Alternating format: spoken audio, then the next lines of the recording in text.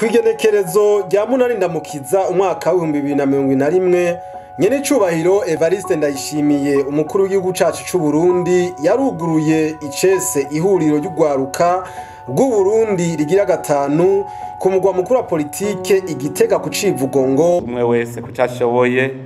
dukore twese kuko igihugu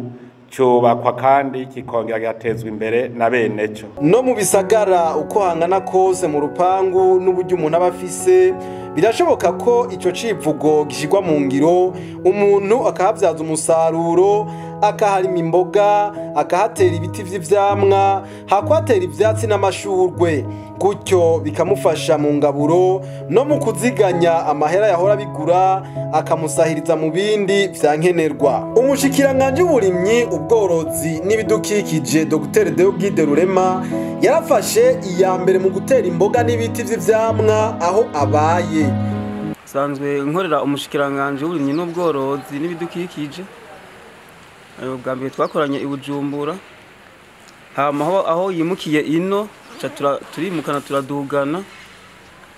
turaza ngaha turahaba acavuga rero ati aha hantu ko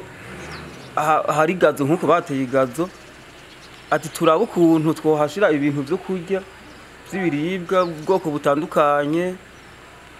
turaharima buke buke kubera igazo nyene yari gazo nyene bateye kera yamaze kuba nabi nyene yazatuye turima gato gato hama turatera imboga zitandukanye turatera intore turatera amashu turatera izi mboga bita ibitabi turatera ibitunguru nivyo mubona turatera kurujete ego n'intore zitandukanye twateye intore zitandukanye ahubwo abantu baba mu gisagara kandi ugasanga baba n'ahantu hagutse wanagomba hariho aba ahaga n'aba bahagutse mugasanga hapfuye kubusa nk'utwe nk'ibintu tuharima izi mboga izi ntore izi kurujete ntitubimara aranambwira umushikiranganje ati uraraba ababanyi uzurabaha bafunguye ntibipfa ubusa vyatubanye vyinshi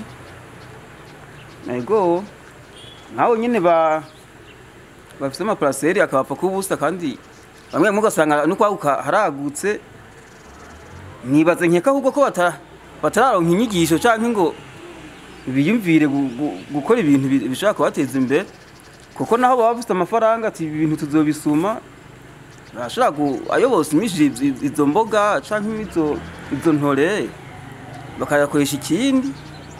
canke bakayafashisha n'umuntu atayafise kubera bafise ivyo bari kuyasumisha bavyifitiye muhira. Vyumvikana ko umuntu abirimye bisahiriza mu ngaburo bigafasha no mu kuziganya amahera yakoreshwa mu kubisuma agasahiriza mu bindi.